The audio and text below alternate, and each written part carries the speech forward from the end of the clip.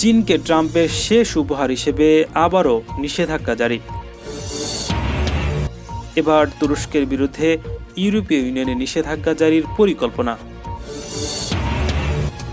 ক্রাইস্টচার্চের মসজিদে হামলা ঠেকানো সম্ভব ছিল না বলছে নিউজিল্যান্ড।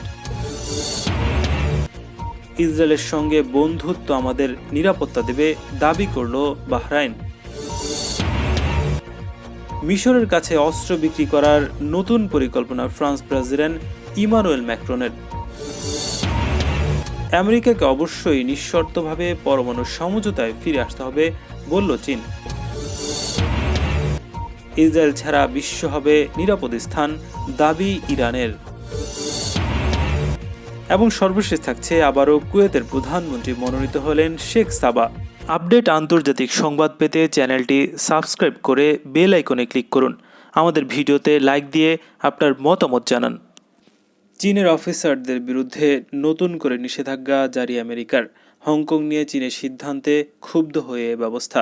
প্রেসিডেন্ট হিসেবে একেবারে শেষ ধাপে পৌঁছে গেছেন ডোনাল্ড ট্রাম্প, কিন্তু এখনও তিনি চীনের বিরুদ্ধে কড়া মনোভাব দেখাচ্ছেন এবং ব্যবস্থা নিচ্ছেন, যার সর্বশেষ উদাহরণ হলো চীনের সরকারি কর্মকর্তাদের বিরুদ্ধে নিষেধাজ্ঞা জারি।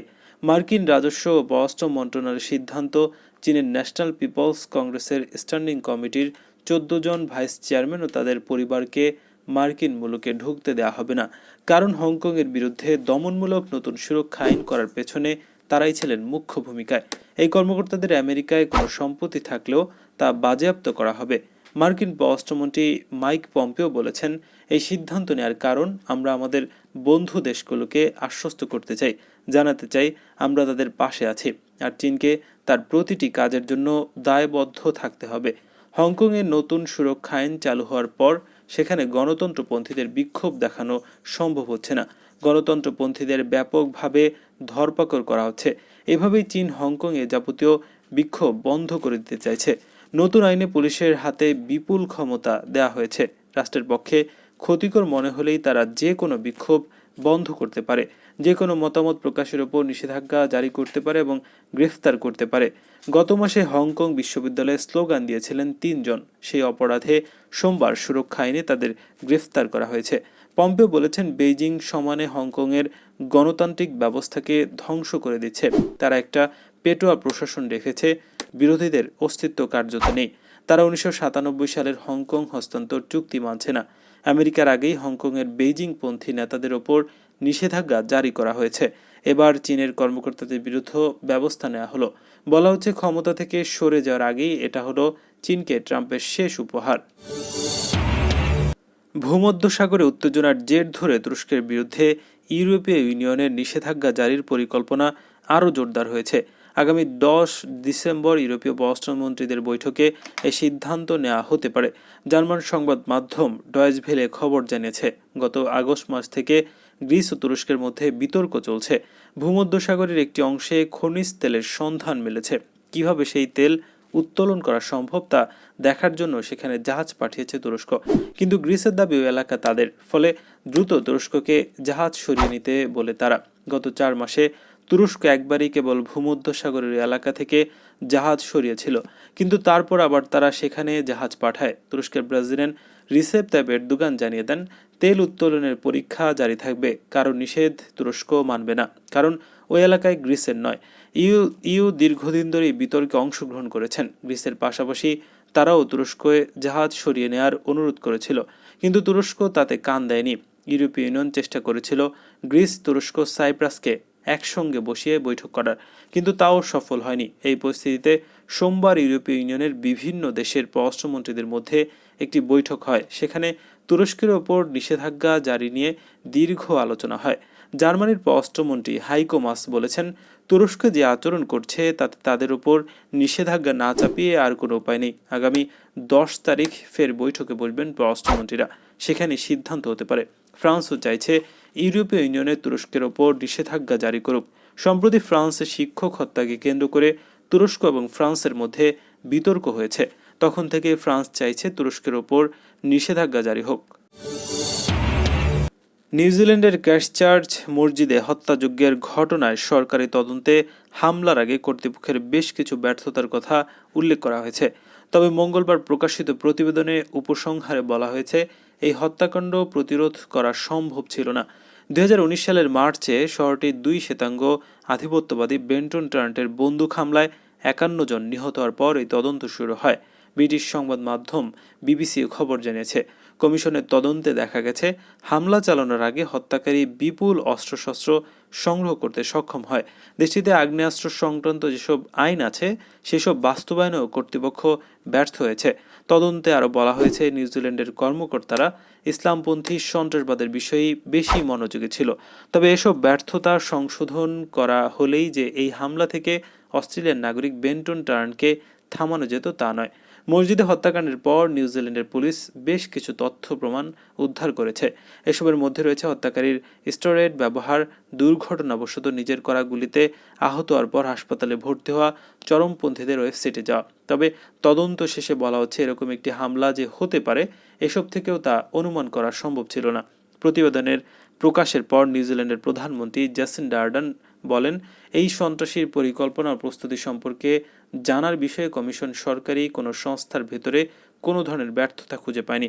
তবে তারা কিছু বিষয় চিহ্নিত করেছে যেগুলো থেকে শিক্ষা নিতে হবে এবং এগুলোতে গুরুত্বপূর্ণ কিছু পরিবর্তন প্রয়োজন। জাসিন্ডা আরও বলেছেন, আগ্নেয়াস্ত্রের লাইসেন্সের বিষয়ে ব্যর্থতা এবং প্রচুর পরিমাণে সম্পদের সংগ্রহ থেকে ইসলামপন্থীদের হুমকি সম্পর্কে ধারণা করা যেত। কমিশন যখন বলছে যে এসব জানা গেলেও হামলা থামানো যেত না, তারপরে এগুলো ব্যর্থতা এবং এসব কারণে সরকারের পক্ষ থেকে আমি দুঃখ প্রকাশ করছি। বাহরাইনের রাজধানী মানামায় 3 দিনের 16তম মানামা সম্মেলন শেষ হলো। নিরাপত্তা বিষয়ক আন্তর্জাতিক বেশ কয়েকটি সংস্থার প্রতিনিধি এবং কয়েকটি আরব দেশের পররাষ্ট্রমন্ত্রীদের উপস্থিতিতে এই সম্মেলন অনুষ্ঠিত হয়েছে। বাহরাইনে অনুষ্ঠিত এই সম্মেলনে আরেকটি লক্ষ্য ছিল দখলদার ইসরায়েলের সঙ্গে আপোষ প্রক্রিয়াকে এগিয়ে নিয়ে যাওয়ার জন্য আরব দেশগুলোর উদ্যোগের প্রতি সমর্থন জানানো। বাহরাইনের পররাষ্ট্রমন্ত্রী আব্দুল লতিফ আল জিয়ানি আবারও আগ্রাসী ইসরায়েলের সঙ্গে বন্ধুত্ব স্থাপনকে মধ্যপ্রাচ্যের দেশগুলোর নিরাপত্তার জন্য কল্যাণকর বলে মন্তব্য করেছেন। তিনি এও দাবি করেন, মানবা ইসরায়েল ফিলিস্তিন সংকট নিরসনের চেষ্টা করছে। এমন সময় তিনি এসব দাবি করলেন যখন সংযুক্ত আরব আমিরাত ও বাহরাইন ইসরায়েলের সঙ্গে কূটনৈতিক সম্পর্ক স্থাপনের পর ফিলিস্তিনিদের ওপর ইসরায়েলিদের বর্বর আগ্রাসন ও সহিংসতার মাত্রা বহুগুণ বেড়েছে। ইসরায়েলি অত্যাচারের ফল হিসেবে গত সপ্তাহে এক ফিলিস্তিনি শিশু শহীদ হয়েছে এবং যন্ত্রাংশের অভাবে গাজার একটি গুরুত্বপূর্ণ গবেষণাগার বন্ধ করে দিতে হয়েছে। মানামা সম্মেলনে আরেকটি গুরুত্বপূর্ণ দিক হচ্ছে, এ সম্মেলনে এটা স্পষ্ট হয়েছে যে পারস্য উপসাগরীয় সহযোগিতা পরিষদ বা পিজিসিসির অভ্যন্তরীণ মতবিরোধ নিরসনের জন্য মূলত এই সম্মেলন অনুষ্ঠিত হলেও এই মতবিরোধ এখনও অব্যাহত রয়েছে। ওমানের পররাষ্ট্রমন্ত্রী বদর বিন হামদ আল বুসাইদি কাতারের ওপর নিষেধাজ্ঞা আরোপকারীদের চরম বিদ্বেষের কথা উল্লেখ করে বলেছেন, আমেরিকার নতুন প্রেসিডেন্ট জো বাইডেন ইরানের সঙ্গে স্বাক্ষরিত পরমাণু সমঝোতায় ফিরে আসবেন বলে আমরা আশা করি, কারণ এই সমঝোতা ছিল এই অঞ্চলের শান্তির জন্য অনেক বড় সাফল্য। পর্যবেক্ষকরা বলছেন, এসব পাল্টাপাল্টি বক্তব্য থেকে বোঝা যায় বিভিন্ন ইস্যুতে আরব দেশগুলো ভিন্ন ভিন্ন দৃষ্টিভঙ্গি পোষণ করে এবং মানামা সম্মেলনে সৌদি আরব একক আধিপত্য বিস্তার করে রেখেছে। ইরানের জাতীয় সর্বোচ্চ নিরাপত্তা পরিষদের সচিব আলী শামখানি বলেছেন, ইসরায়েল ছাড়া বিশ্ব হবে নিরাপদ স্থান। ইরান সফররত সিরিয়ার পররাষ্ট্রমন্ত্রী ফয়সাল মিকদাদের সঙ্গে বৈঠকে তিনি কথা বলেছেন। তিনি আরও বলেছেন, সিরিয়ার মাটিতে মার্কিন সেনাদের অবস্থানের অর্থ হচ্ছে আরব এ দেশটির তেল সম্পদ লুটপাট, ইসরায়েলকে রক্ষা এবং উগ্র সন্ত্রাসী গোষ্ঠী দায়েশকে শক্তিশালী করা। তিনি বলেন, এ অঞ্চলে আমেরিকার সামরিক উপস্থিতির অবশ্যই অবসান ঘটাতে হবে। আলী শামখানি বলেছেন, ইসরায়েল তার অস্তিত্বের জন্য মানবাধিকার লঙ্ঘন এবং সন্ত্রাসের উপর নির্ভরশীল হয়ে পড়ছে। ফলে আন্তর্জাতিক সম্প্রদায়ের উচিত এই রক্তপিপাসু সরকারের বিরুদ্ধে শক্তভাবে রুখে দাঁড়ানো। তিনি জোরালো ভাষায় বলেছেন, কোনো সন্দেহ নেই ইসরায়েল ছাড়া বিশ্ব হবে নিরাপদ স্থান। ইরানের এই কর্মকর্তা বলেন, যেসব আরব রাষ্ট্র অপমানজনকভাবে ইসরায়েলের সঙ্গে সম্পর্ক স্বাভাবিক করছে তাদের ভাগ্যে লিবিয়া এবং সুদানের উৎখাত হয়ে যাওয়া শাসকদের পরিণতি রয়েছে। আলী শামখানি সিরিয়ার পররাষ্ট্রমন্ত্রীকে শক্ত ভাষায় আশ্বাস দিয়ে বলেন, আগ্রাসন এবং সন্ত্রাসবাদের বিরুদ্ধে লড়াইয়ের ক্ষেত্রে সিরিয়াকে কখনো একা ফেলে যাবে না ইরান। এদিকে ইরানের জাতীয় সংসদের স্পিকার বাকের কলিবফের সঙ্গে গতকাল সোমবার বৈঠক করেছেন ফয়সাল মিকদাদ। এ সময় স্পিকার কলিবফ বলেছেন, ইসরায়েল হচ্ছে মধ্যপ্রাচ্য অঞ্চলে টেকসই নিরাপত্তা অর্জনের ক্ষেত্রে বিরাট বাধা। তিনি ইসরায়েল সরকারের বিরুদ্ধে মুসলিম সরকারগুলোকে রুখে দাঁড়ানোর আহ্বান জানান, যাতে তেল আবিবের সঙ্গে আরব রাষ্ট্রগুলোর সম্পর্ক স্বাভাবিক করার সুযোগ না পায়। মিশরের মানবাধিকার পরিস্থিতি নিয়ে উদ্বেগ প্রকাশ করেছিল 20টি মানবাধিকার সংস্থা। তা সত্ত্বেও আবদুল ফাত্তাহ আল সিসিকে ফ্রান্সের প্রেসিডেন্ট এমানুয়েল ম্যাক্রো জানিয়েছেন মিশরের কাছে অস্ত্র বিক্রি চালিয়ে যাবে তার দেশ। অবশ্য মিশরের প্রেসিডেন্ট আবদুল ফাত্তাহ আল সিসির ফ্রান্স সরকারকে সামনে রেখে 20টি মানবাধিকার সংস্থায় বিবৃতিটি দেওয়ার পরই এমন ইঙ্গিত দিয়েছিলেন ম্যাক্রো। বন্ধুপ্রতিম মুসলিম প্রধান দেশটিতে মানবাধিকার পরিস্থিতি যে ভালো নেই তা মেনে নিয়েও বলেছিলেন, ফ্রান্স সরে গেলে সেই জায়গা নিয়ে নিতে পারে চীন বা পশ্চিমা কোনো দেশ। সেই আশঙ্কাকে দূরে রাখতে মিশরের সঙ্গে বন্ধুত্বপূর্ণ সম্পর্ক সব অর্থ বজায় রাখার পথেই হাঁটছে ম্যাক্রো। সোমবার প্যারিসে মিশরের প্রেসিডেন্টের সঙ্গে বৈঠক শেষে তাই সরাসরি বলেছেন, প্রতিরক্ষা এবং অর্থনৈতিক সংক্রান্ত সহযোগিতার বিষয়গুলোর সঙ্গে আমি অন্য বিষয় বা শর্তকে জড়াবো না, এবং বরং সন্ত্রাসবাদের বিরুদ্ধে চলমান লড়াই জারি রাখার জন্য এমন সম্পর্ক ধরে রাখাকে খুব গুরুত্বপূর্ণ মনে করেন তিনি। 2015 সালে ইরান এবং 6 জাতিগোষ্ঠীর মধ্যে সই হওয়া পরমাণু সমঝোতায় আমেরিকাকে অবশ্যই নিঃশর্তভাবে ফিরে আসতে হবে। একই সঙ্গে এই সমঝোতা বাস্তবায়নের জন্য ওয়াশিংটনকে সহযোগিতা শুরু করতে হবে বলে দাবি করেছে চীন।